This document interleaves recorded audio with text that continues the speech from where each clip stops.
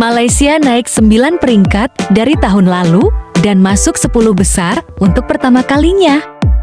Sebagai masyarakat multikultural, Malaysia memperoleh manfaat dari kebijakan pemerintah dalam bertoleransi dan mendorong inklusivitas. Tingkat kejahatan lebih rendah dan perekonomian yang makmur membantu mengurangi kemiskinan dan kesenjangan. Slovenia berada di peringkat 10 besar tahun ini. Tingkat kejahatan dan terorisme di Slovenia sangat rendah. Negara ini memiliki banyak destinasi untuk dikunjungi, seperti kastil-kastil dan juga danau terbaik Eropa. Denmark tidak pernah turun di bawah peringkat 5 dalam indeks perdamaian global, namun tahun ini Denmark berada di peringkat 8. Ini disebabkan karena perkembangan negara lain yang signifikan. Sebagai negara yang aman untuk bepergian dan tinggal, Denmark memiliki stabilitas politik yang tinggi, kebebasan pers, dan penghormatan terhadap hak asasi manusia. Negara ini memiliki tingkat kesetaraan pendapatan yang tinggi dan dianggap sebagai negara paling bahagia di dunia.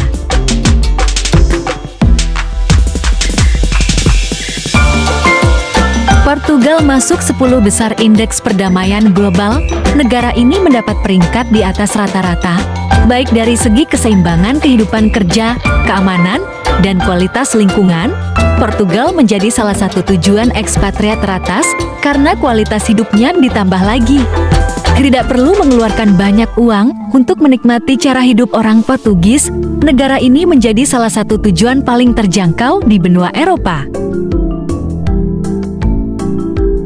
Swiss adalah negara dengan tingkat keamanan yang tinggi, stabilitas politik yang unggul, dan hampir tidak ada konflik internasional. Swiss berada di peringkat atas dalam hal kesejahteraan, pendapatan, kesehatan dan pendidikan, serta kualitas lingkungan.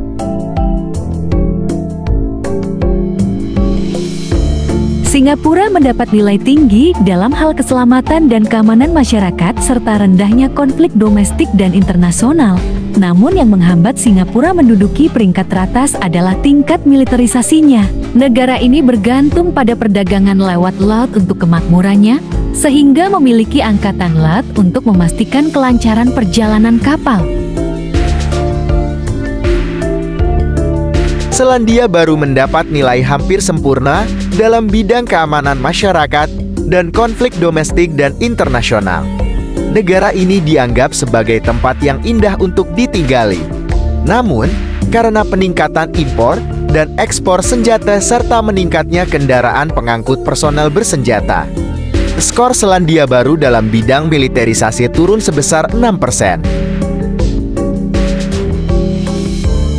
Sejak berakhir Perang Dingin, negara kecil yang terkurung daratan ini berpindah dari posisinya di garis perbatasan timur dan barat menjadi lebih dekat ke pusat kesatuan Eropa.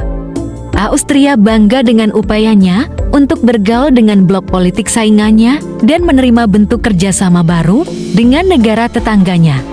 Austria memiliki kinerja yang baik dalam kesejahteraan seperti pendapatan, lapangan kerja, dan perumahan.